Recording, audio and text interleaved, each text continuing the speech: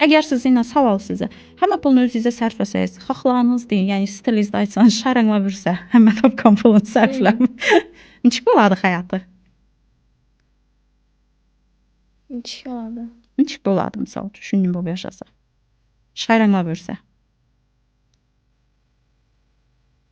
İndi tapqan pulum yox etdi. Şərənglə versə, cırpıldab getdi xarəcim şəsələn da. Cırpıldab getdi oladı. Ha, cırpıldab getsən neçə oladı? Cırpıldab getsə, elin ağzına düşədi. Elin ağzına düşübəm oldu misal üçün. Hə, keyin şunun oldu, elin ağzına düşüb getdiniz, ələk oldu, nə oladı?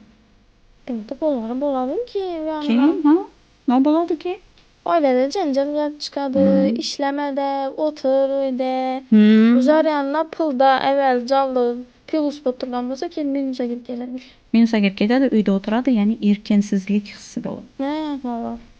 Siz özünüzə 100% pulunu işlətsəniz, siz erkənsiz olub qalasınız.